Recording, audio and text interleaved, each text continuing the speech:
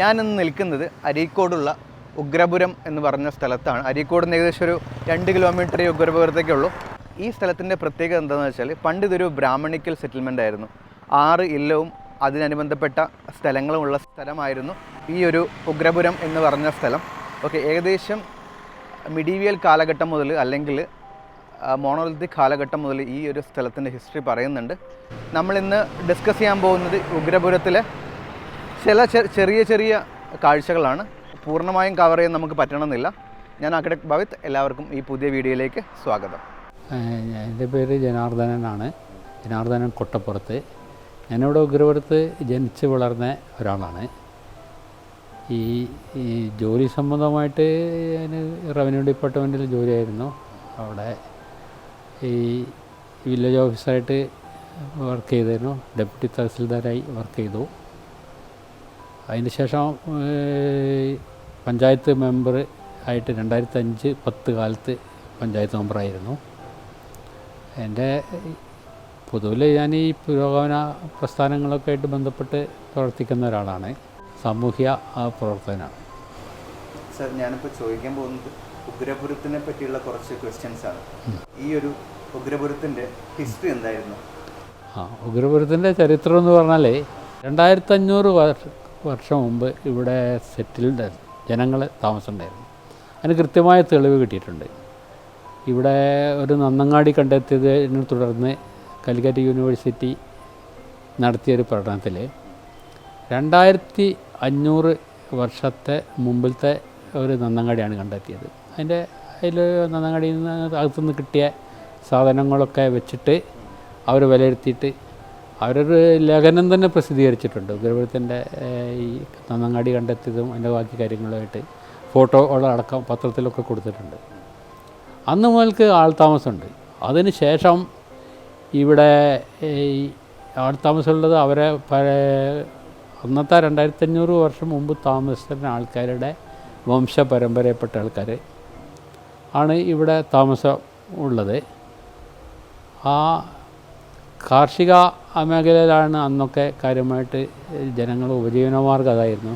കൃഷി നടത്തുക, അതിൽ നിന്ന് കിട്ടുന്ന ആദായങ്ങൾ ഈ ബാർട്ടർ സമ്പ്രദായം അനുസരിച്ച് വിൽക്കുക. അങ്ങനെ വിറ്റതിനും അത് വിൽക്കാൻ വേണ്ടി അവരെ ടെൻറ്റ് കെട്ടിയതിനും ഒക്കെ കൃത്യമായ തെളിവുകളും കാര്യമൊക്കെ ഈ നാട്ടിലുണ്ട്. പിന്നീട് ഈ ആധുനിക കാലത്ത് വന്നു കഴിഞ്ഞാൽ ഫ്യൂഡൽ ഭരണത്തിൻ്റെ കീഴിലുള്ള ഈ ദേവസ്വം, ബ്രഹ്മസ്വം അതേപോലെ ഉള്ള ആൾക്കാരായിരുന്നു ഭൂ ഉടമകൾ. അത് നമ്മുടെ പഴയ ഡോക്യുമെൻ്റൊക്കെ പരിശോധിച്ചാൽ കൃത്യമായിട്ട് അതിൻ്റെ കാര്യങ്ങൾ കിട്ടും. അതിന് ശേഷം ഇവർ ഈ ജമ്മിമാർ സ്ഥലവും പാട്ടത്തിനും ഈ കാണം ചാർത്തും ഒക്കെ ആയിട്ട് കൊടുത്ത് ആ സ്ഥലത്ത് കൃഷി ചെയ്ത് അങ്ങനെ ജീവിച്ചു പോകുന്ന ഒരു ജനവിഭാഗങ്ങളായിരുന്നു. വിദ്യാഭ്യാസപരമായിട്ട് ഇവിടെ SNMLP സ്കൂൾ വരുന്നതിന് മുമ്പ് ഇവിടെ വിദ്യാഭ്യാസത്തിന് യാതൊരു സൗകര്യമില്ല. സാധാരണക്കാരന് വലിയ പണം ഒക്കെ ഉള്ളവർക്ക് കോഴിക്കോടും അതേമാതിരി നിലമ്പൂരും ഒക്കെ പോയിട്ട് പഠിച്ചിരുന്നു എന്നുള്ളത് വളരെ ചുരുക്കം ആൾക്കാർ. ബാക്കിയുള്ളവർക്ക് ഈ 1948 മറ്റാണ് ഇവിടെ LP സ്കൂൾ തുടങ്ങിയത്. 57 ഹൈസ്കൂൾ വന്നു. ഇപ്പോൾ ഇവിടെ ഉഗ്രപുരത്തിൻ്റെ പരിധിയിൽ ആർട്സ് ആൻഡ് സയൻസ് കോളേജ് ഉണ്ട്, ITI ഉണ്ട്. അങ്ങനെ വലിയ വിദ്യാഭ്യാസപരമായിട്ട് ഉയർന്നു. അതൊന്നും അങ്ങനെ വിദ്യാഭ്യാസപരമായിട്ട് പിന്നോട്ട് നിൽക്കുന്ന ഒരു ജനങ്ങളായിരുന്നു താമസിച്ചിരുന്നത്. പിന്നെ ഈ ദേശീയ സ്വാതന്ത്ര്യ സമര പ്രസ്ഥാനമൊക്കെ ആയിട്ട് ബന്ധപ്പെട്ട് ഈ രാഷ്ട്രീയ ബോധം എങ്ങനെ വേണം, ബാക്കി ഇന്ത്യയിലോ കേരളത്തിലൊക്കെ നടക്കുന്ന മറ്റ് കാര്യങ്ങളെ സംബന്ധിച്ചൊക്കെ ജനങ്ങൾ ചിന്തിക്കാനും പഠിക്കാനും തുടങ്ങിയത് ഈ സ്വാതന്ത്ര്യ സമര പ്രസ്ഥാനമായിട്ട് ബന്ധപ്പെട്ടാണ്. ഇവിടെ കർഷക സംഘമാണ് ആദ്യം രൂപം കൊണ്ട ഒരു സംഘടനാ രൂപം.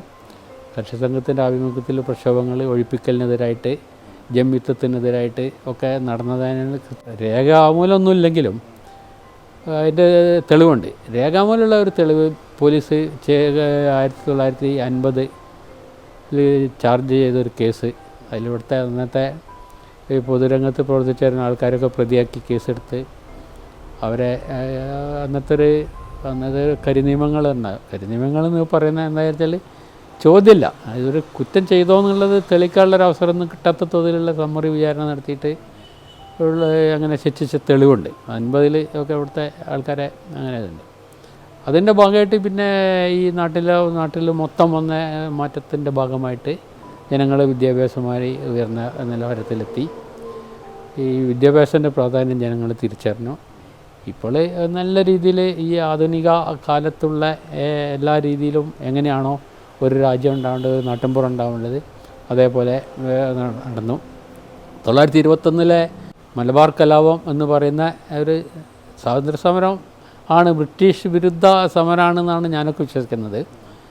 എൻ്റെ തുടക്കം അങ്ങനെയാണ്, അതിൻ്റെ ഉള്ളടക്കം അതാണ്. പിന്നീട് അതിൻ്റെ ഗതിമാറലൊക്കെ സംഭവിച്ചതായിട്ട് അറിയാം. അന്ന് പോലും മുസ്ലിം മതത്തിൽപ്പെട്ട ആൾക്കാരാണ് ഈ മലബാർ കലാപത്തിൻ്റെ ഒരു നേതൃത്വം നൽകിയത്. പിന്നെ ആ നേതൃത്വം ഇവിടെ ഉഗ്രവൃത്തവും അതിൻ്റെ കാര്യങ്ങളൊക്കെ നടന്നിട്ടുണ്ടെങ്കിൽ പോലും ഒരു തുള്ളി ഈ രക്തം ഒഴുകാതെ അവർ തന്നെ ഈ സമുദായത്തിൽപ്പെട്ട ആൾക്കാർ തന്നെ നമ്മുടെ ജനങ്ങളെ സംരക്ഷിച്ച ഒരു ചരിത്രമുണ്ട്. അവരെ പിടുത്തം വിടാൻ തോന്നിയപ്പോൾ അവർ തോണി ഏർപ്പാടാക്കി ഇവിടുത്തെ ആൾക്കാരെ ഈ പറഞ്ഞയച്ചു. അതിന് കൃത്യമായിട്ടുള്ള രേഖകളില്ലെങ്കിലും അത് ഏറെക്കുറെ വിശ്വാസയോഗ്യമാണ്. കാരണം അധികം കാലമായില്ലല്ലോ, അന്നത്തെ ആൾക്കാർ പറഞ്ഞു കേട്ടതും അവർ സംസാരിച്ചതൊക്കെ ആയിട്ടല്ലേ. അതാണ് ഈ ഉഗ്രപുരത്തിൻ്റെ ഒരു ചരിത്രം. സ്ത്രീ ഈ വിദ്യാഭ്യാസത്തിന് നല്ല രീതിയിൽ പണ്ട് മുതലേ ഇവിടെ അതിനുള്ള സൗകര്യം ചെയ്തു കൊടുത്തിട്ടുണ്ട്.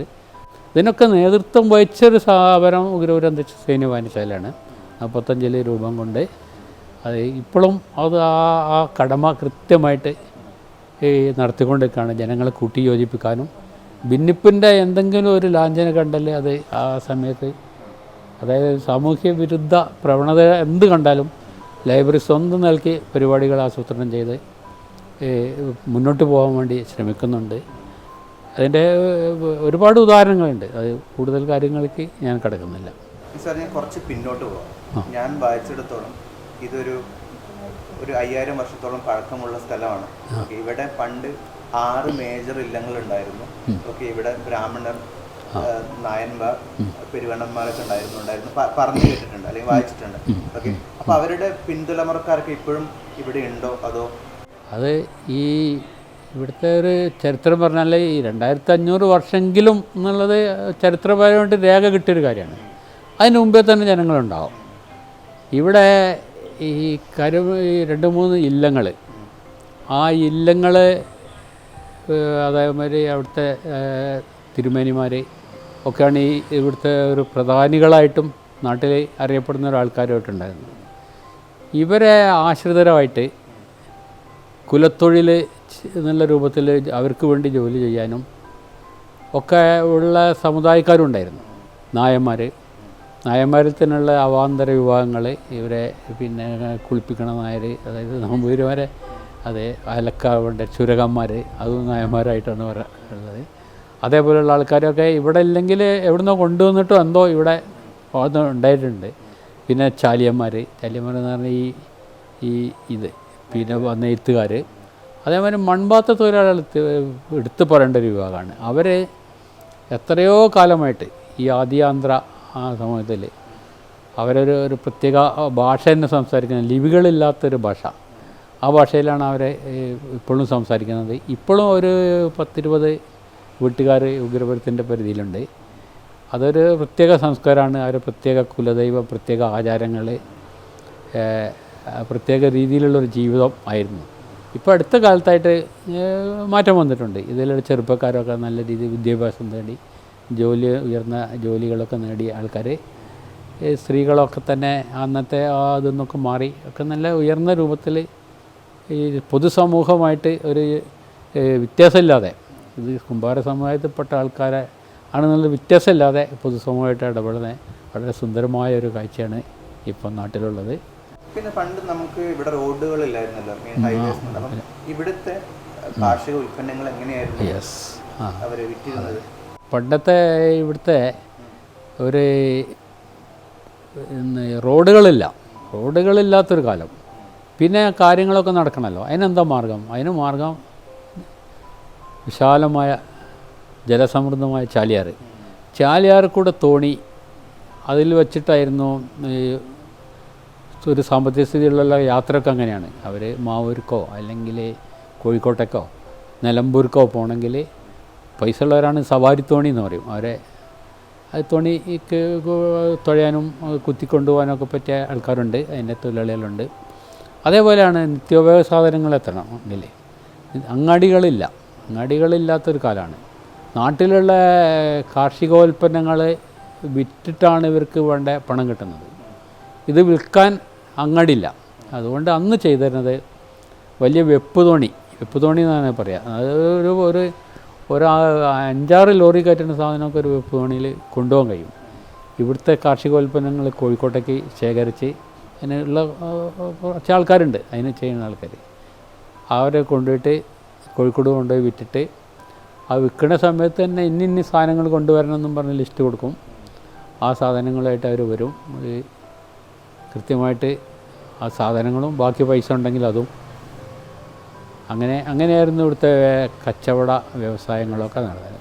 ഞങ്ങൾ ആരെങ്കിലും അല്ലെങ്കിൽ അറിയുന്ന ആരെങ്കിലോ അല്ലെങ്കിൽ ഈ വീഡിയോ കാണുന്ന ആരെങ്കിലോ ഇങ്ങോട്ട് വരികയാണെങ്കിൽ ഇവിടെ കാണാവുന്ന മേജർ നിർമ്മിതികൾ എന്തൊക്കെയാണ്?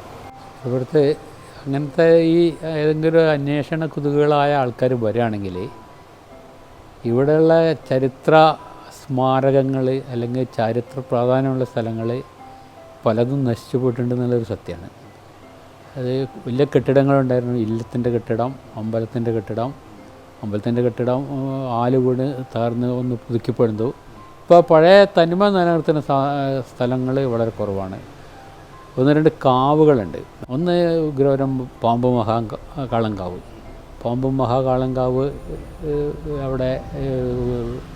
അവിടെ തെയ്യം തറകൾ നടത്താറുണ്ട്. ഇപ്പോൾ കുറേ കാലമായിട്ടില്ല. പിന്നീട് വേറൊരു കാവുള്ളത് താമരക്കുളത്തൊരു കാവുണ്ട്. അതൊരു സ്വകാര്യ വ്യക്തിയുടെ സ്ഥലത്താണുള്ളത്.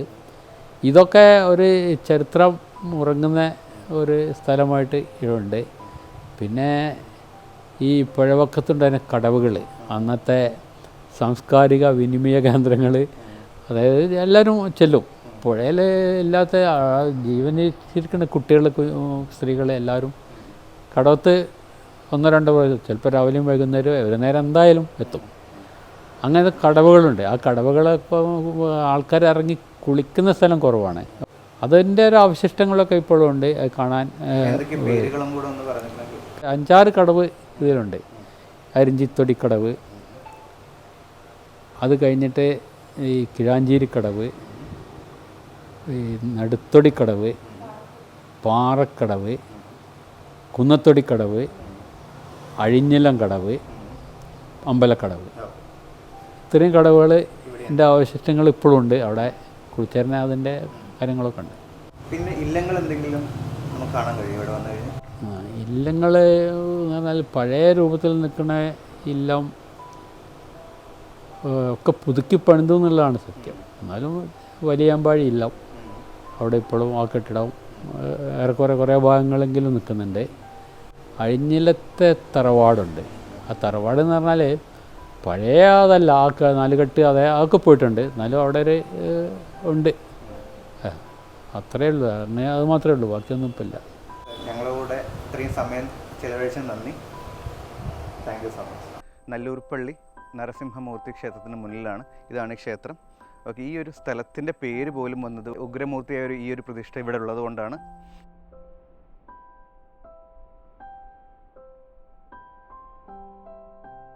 നമ്മളിപ്പോഴുള്ളത് വലിയ ചമ്പാഴ ഇല്ലത്തിലാണ്. ചേട്ടൻ്റെ പേരെന്ന് പറയുമോ? എൻ്റെ പേര് സന്തോഷ്. ഇപ്പോഴത്തെ മകനാണ്. ഓക്കെ. ഈ ഇല്ലത്തിന് ഏകദേശം എത്ര വർഷത്തെ പഴക്കം? ഇവിടെ ഇപ്പം നമ്മളെ ഈ ഇതിന് 100 വർഷത്തെ പഴക്കമാണ്. ആണല്ലേ? ഓക്കെ. അപ്പോൾ പണ്ട് മുതൽ ഇല്ല ഇങ്ങനെ തന്നെയായിരുന്നു, അതോ എന്തെങ്കിലും മാറ്റങ്ങൾ വന്നിട്ടുണ്ട്? ഇതിൻ്റെ മുന്നിലേക്ക് കുറച്ചും കൂടിയൊക്കെ ഉണ്ടായിരുന്നു. പിന്നെ അതൊക്കെ കുറേ പിന്നെ അച്ഛനും ഇവരൊക്കെ തമ്മിലുള്ള ഭാഗത്തിൽ അവരൊക്കെ പൊളിച്ചെടുത്തതാണ് കുറേ. ആണല്ലേ? ഓക്കെ. ഇപ്പം ഈ ഇല്ലത്തിൻ്റെ എങ്ങനെയാണ് ഇതിൻ്റെ കൺസ്ട്രക്ഷനൊക്കെ? നടുവിറ്റൊക്കെ ഉണ്ടായിക്കൊണ്ടാണല്ലേ? ഇവിടെ പണ്ട് കൃഷിയും കാര്യങ്ങളില്ലായിരുന്നു. അതെ. അപ്പം നാളികേരൊക്കെ എങ്ങനെയായിരുന്നു ഇവിടുന്ന് കൊണ്ടുപോയതൊക്കെ? പിന്നെ തോണിക്കാണ് കൊണ്ടുപോകുക. തോണി എന്ന് പറയുമ്പോൾ ബാക്കിൽ ചാലിയാർ. ചാലിയാർ കൂടി. അപ്പോൾ അതിൻ്റെ കടവൊക്കെ എവിടെ? ഇത് അവിടെ തന്നെ നേരിട്ട് ഇറങ്ങിയ ഇവിടെ തന്നെ ബാക്കിൽ തന്നെ ഉണ്ടല്ലേ? ഫറോക്കിലും ഇവിടെയൊക്കെ കൊണ്ടുപോയിട്ട് കൊടുക്കുകയായിരുന്നു.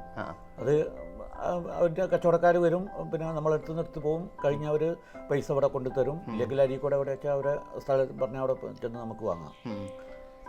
ഞാൻ വായിച്ചിട്ടുണ്ട് ഓരോ ഇല്ലത്തിനും ഓരോ അമ്പലം വെച്ചുണ്ടായിരുന്നു. അപ്പോൾ ഈ ഇല്ലത്തിൻ്റെ അമ്പലം എവിടെയാണ്? ഈ വരുന്ന ഒരിക്കൽ നരസിംഹമൂർത്തി ക്ഷേത്രം കാണും, നല്ലൂർപ്പള്ളി നരസിംഹമൂർത്തി ക്ഷേത്രം. അതിപ്പം ഇവിടെ ഒരു ഇല്ലത്തിൻ്റെ മാത്രമല്ല 6 ഇല്ലങ്ങൾ കൂടിയത് എൻ്റെ അമ്പലമാണത്. 6 ഇല്ലങ്ങൾക്ക് ഒരു അമ്പലമായിരുന്നു. ഈ ദേശത്തിൻ്റെ അമ്പലമാണ്. ഈ ഉഗ്രപുരം എന്ന ദേശത്തിൻ്റെ അമ്പലമാണ് അതല്ലേ? അപ്പോൾ അതിനകത്തുള്ള പ്രതിഷ്ഠ എന്താണ്? നരസിംഹമൂർത്തിയായിട്ടുള്ള വിഷ്ണുവിൻ്റെ പ്രതിഷ്ഠയാണ്. ഉഗ്രമൂർത്തിയാണ്. അതുകൊണ്ടാണ് ഉഗ്രപുരം എന്ന പേര് വന്നല്ലേ? ഇവിടുന്ന് ഒരു 4 കിലോമീറ്റർ അങ്ങേ പുറത്ത് പിന്നെ പൂങ്കുടി പറഞ്ഞിട്ട് സ്ഥലമുണ്ട്, എടവണ്ണപ്പാറ റോഡ് അല്ലേ, അവിടെയായിരുന്നു ഇതിന് മുന്നേ താമസം. അവിടെ ഞങ്ങൾക്ക് സ്വന്തമായിട്ട് ഒരു അമ്പലമുണ്ട്. ആണല്ലേ? അതിനുശേഷം ഇങ്ങോട്ട് വന്നു. അവിടുന്നാണ് ഈ ഇപ്പോഴത്തെ ഈ വീട് ഉണ്ടാക്കിയിട്ട് ഇങ്ങോട്ട് വന്നത്. ആണല്ലേ? അതൊരു 100 വർഷം മുൻപേ? 100 വർഷം മുമ്പാണ് ഈ വീട് ഉണ്ടാക്കുന്നത്, അച്ഛൻ്റെ അച്ഛനായിട്ട് ഉണ്ടാക്കുന്നത്. ഓക്കെ. ഇതാണ് 1948 സ്ഥാപിതമായ SNMLP സ്കൂൾ. ഓക്കെ, നിങ്ങൾക്ക് ഈ ബിൽഡിംഗ് കാണാൻ പറ്റും. ആ പഴമ നമുക്ക് ഫീൽ ചെയ്യുന്നില്ല. കുറേ ബിൽഡിംഗ് റെനോവേറ്റ് ചെയ്യാൻ തോന്നുന്നു, എങ്കിലും ആ ഒരു എക്സ്പീരിയൻസ് നമുക്ക് ഇവിടെ കിട്ടും ആ പഴയൊരു സ്കൂളിൻ്റെ. 15 മിനിറ്റ് അല്ല, 1 മണിക്കൂറൊക്കെ നിൽക്കുന്നേ. ഇത് നമുക്ക് ഇങ്ങനെ പാത്രം പിടിക്കുമല്ലോ, അപ്പം നമുക്കൊരു 10 മിനിറ്റ് ഉണ്ട്. പിന്നെ ഇന്ന് നമ്മൾ കൂടെയുള്ളത് ചിന്നേട്ടനാണ് ഇതിൻ്റെ ഒരു കാര്യങ്ങളെല്ലാം നോക്കി നടത്തുന്നത്. ചിന്നേട്ടനിപ്പോൾ ഇത് ഈ ഒരു എൻറ്റയർ മൺപാത്ര നിർമ്മാണത്തിൻ്റെ പ്രോസസ്സാണ് നമുക്ക് പറഞ്ഞു തരാൻ പോകുന്നത്. ചിന്നേട്ടാ, ഇതിൻ്റെ പേരെന്തായിരുന്നു? ഇത് മെഷീൻ എന്ന് പറയും. ഇപ്പോൾ മെഷീനാണ്. ഇവിടെയാണ് അവർ ഈ കളിമണ്ണിലുള്ള ഈ കല്ലുകളൊക്കെ ഒഴിവാക്കുന്നത്. ഒരു മെഷീനാണ്, ഒരു ചെറിയ 2 റോളർ വെച്ചിട്ട് അവരിങ്ങനെ. അപ്പോൾ ഇതൊരു മിക്സർ തന്നെയാണ്, നിങ്ങൾക്ക് കണ്ടാൽ മനസ്സിലാവും. ഓക്കെ, ഇവിടെ നിന്ന് അവർ മിക്സ് ചെയ്ത സാധനം എടുത്തിട്ട് ഇവിടെ വെച്ചിട്ട് എന്താ ചെയ്യുക? മണലുണ്ട്, മണലെടുത്തിട്ട് ഈ മണ്ണ് കൂട്ടിയിട്ട് പിന്നെ ചവിട്ടി പാകാക്കും. അത് നല്ല കൊയമ്പായി വരണം. ചില പൊറോട്ടൻ്റെ അതേമാതിരി ആയിരുന്നു, കുറച്ചും കൂടി ലൂസാവണം. എന്നിട്ടാണ് അവർ ഈ ബ്രഹ്മചക്രത്തിൻ്റെ മുകളിൽ വെച്ച് അവർക്ക് മനസ്സിലപ്പം തോന്നുന്ന മൺപാത്രങ്ങൾ ഉണ്ടാക്കുന്നത്. എന്നിട്ട് ഈ ഉണ്ടാക്കിയ മൺപാത്രം ഏകദേശം എത്ര ദിവസം കഴിയണം? ഈ വേനൽക്കാലാകുമ്പോൾ അന്നേക്ക് വൈകുന്നേരത്തിനാവും അതിൽ മൂട് കൂട്ടണമെങ്കിൽ. മഴക്കാലാണെങ്കിൽ 4 ദിവസം പിടിക്കും. അപ്പം ഈ ഒരു 4 അല്ലെങ്കിൽ 2 ദിവസം ശേഷം അവർ മൂട് കൂട്ടും. മൂട് കൂട്ടുക എന്ന് വെച്ചാൽ ഇത് മൂട് കൂട്ടിയ ഒരു പാത്രമാണ്. അതായത് ഇവർ അവിടുന്ന് ഈ ബ്രഹ്മചക്രത്തിൽ ഉണ്ടാക്കിയെടുക്കുമ്പോൾ ഇതിൻ്റെ അടി ഇങ്ങനെ ഉണ്ടാവില്ല, ഇത്ര വ്യാസവും ഉണ്ടാവില്ല. ഓക്കെ, ഇത് വേവിച്ച പാത്രമാണ്. പക്ഷേ ശരിക്കും 2 ദിവസം ബ്രഹ്മയത്ത് കറക്കിയ ശേഷം 2 ദിവസം കഴിഞ്ഞ് കഴിഞ്ഞാൽ ഈ ഒരു ക്ലേയുടെ പരുവം ഇങ്ങനെയാവും. ഓക്കെ, ഇങ്ങനെ ആവുമ്പോഴാണ് അവർ മൂട് കൂട്ടാനെടുക്കുക. അതിന് വേണ്ട ചില എക്യുപ്മെൻറ്റ്സ് ഇവിടെയും നമുക്ക് കാണാൻ പറ്റും. ഇതൊക്കെയാണ് ഇവർ മൂട് കൂട്ടാൻ ഉപയോഗിക്കുന്ന സാധനം. ഇതിൻ്റെ മുകളിൽ വെച്ചിട്ട് ഇത് വെച്ച് അടിച്ച് പരത്തി കറക്റ്റ് ഷേപ്പിലാക്കി എടുക്കും. ഇതിന് ശേഷം ഇവിടെയാണ് അവർ പുകയിടുക. മുട്ടികളൊക്കെ വെച്ചിട്ട് പറ്റില്ല, എങ്ങനെ മുട്ടി വെക്കണം. മുട്ടികൾ അത് നിന്നിട്ട് ചെറിയ വിറക് വെച്ചാൽ കത്തി കഴിയും. 2 ദിവസം നിൽക്കണമെങ്കിൽ നല്ല മുട്ടി തന്നെ വേണം. ബാക്ക് ഭാഗത്തുണ്ട് മുട്ടികളൊക്കെ. ഓക്കെ, ശരി. എന്നിട്ട് അവർ ഇവിടെയാണ് പുകയിടുക. പക്ഷേ ആക്ച്വൽ പാത്രങ്ങളെല്ലാം ഇവിടെയാണ് അടുക്കി വയ്ക്കുക. ഇതാണ് ഇവരുടെ മേജർ ചൂള. ഓരോ വീടുകൾക്കും ഓരോ ചൂള ഉണ്ടായിരിക്കണം. ഇതിൽ ചട്ടികൾ ഇങ്ങനെ അറേഞ്ച് ചെയ്ത് വെച്ചിട്ട് ചകിരി ഇടയ്ക്ക് വെച്ചിട്ട് അല്ലേ, അതിൻ്റെ മുകളിൽ ഫുള്ളായിട്ട് കവർ ചെയ്ത് 2 ദിവസം ഫുൾ പുകയിടും. എങ്ങനെ? വൈക്കോല് പിന്നെ ചളിയിട്ട് തേമ്പും മുകളിൽ. അപ്പോൾ പുക അവിടെ മാത്രം ഇങ്ങോട്ടൊന്നും പുക വരില്ല. അപ്പോൾ നല്ല ചൂടായി കഴിഞ്ഞിട്ട് അവിടെ സ്പീഡിൽ കത്തിക്കും. എന്നാൽ ഇപ്പോൾ ഈ മൂലി തലക്ക് തീ പിടിക്കും. എന്നിട്ട് 2 മണിക്കൂറോ 3 മണിക്കൂർ കൊണ്ട് പാത്രം വെന്ത് കിട്ടും. 3 മണിക്കൂർ പിടിക്കും. 3 മണിക്കൂർ കൊണ്ട് പാത്രം നമുക്ക് കിട്ടും. ലാസ്റ്റ് ആ ഭാഗത്ത് ആ തലക്ക് തീ വന്നിട്ട് എന്നിട്ട് നമുക്ക് ചെറിയൊരു ഹോൾസ് ഉണ്ടാക്കി വെക്കും എല്ലാ സ്ഥലത്തും. മനസ്സിലായി. ഈ എന്താ ആ പുക പുറത്തെ ഉള്ളിൽ പോകാൻ വേണ്ടിയിട്ട്. എന്നിട്ട് ഞാൻ പറഞ്ഞില്ല 3 മണിക്കൂർ കൊണ്ട് പാത്രമായി കിട്ടും. ശരി. ഓക്കെ, അപ്പോൾ ഇത്രയാണ് ചിന്നേട്ടന് പറയാനുള്ളത് അല്ലേ? പിന്നെ ചിന്നേട്ടൻ എത്ര വർഷമായി അപ്പം ഈ ഒരു തുടങ്ങിയിട്ട്? പിന്നെ നമ്മളെ അച്ഛൻ്റെ കാലത്ത് വന്നാണ്. ചിലപ്പോൾ ഒരു കുറേ 1000 കൊല്ലം ഒരു പൂർവിക കാലത്ത് വന്നാണ്. അപ്പോൾ അത് പറയാൻ പറ്റില്ല എത്ര കാലം എന്നറിയില്ല. ഇവിടെ തന്നെയാണ് നിങ്ങൾ താമസിച്ചുകൊണ്ടിരുന്നത്? ഞങ്ങൾ വന്നപ്പോൾ തന്നെ ഇവിടെ തന്നെയാണ്. ഞങ്ങൾ ആന്ധ്ര തെലുങ്കാണ് പറയല്ലേ. തെലുങ്ക് ഞങ്ങൾ ഭാഷ തന്നെ വേറെ എഴുത്തും കാര്യമൊന്നുമില്ല. അതാണ്. അപ്പോൾ ഞങ്ങൾ വീട്ടിൽ സംസാരിക്കുമ്പോൾ വേറെ ഇതല്ല സംസാരിക്കുക. അതെ അങ്ങനെ വരിക. അപ്പോൾ എന്താ ചിന്നേട്ടാ, thank you so much for ഈ ഒരു സമയം ഞങ്ങളെ കൂടെ ചിലവഴിച്ചതിന്. അപ്പോൾ നമ്മൾ ഈ വീഡിയോ ഇവിടെ വൈൻഡപ്പ് ചെയ്യാണ്. എല്ലാ കാര്യങ്ങളും നമുക്ക് ടച്ച് ചെയ്യാൻ പറ്റിയിട്ടില്ല. നമുക്ക് കടവുകളിൽ പോകാൻ പറ്റിയില്ല, കാവ് കാണാൻ പറ്റിയില്ല. ഓക്കെ, പക്ഷേ വേറൊരു വീഡിയോയിൽ നമുക്ക് ചെയ്യാൻ പറ്റുമെന്ന് പ്രതീക്ഷിക്കാം. എന്തായാലും ഈ വീഡിയോ നിങ്ങൾക്ക് ഇഷ്ടപ്പെട്ടെങ്കിൽ ലൈക്ക് ചെയ്യുക, ഷെയർ ചെയ്യുക, സബ്സ്ക്രൈബ് ചെയ്യുക. And thank you so much for watching us.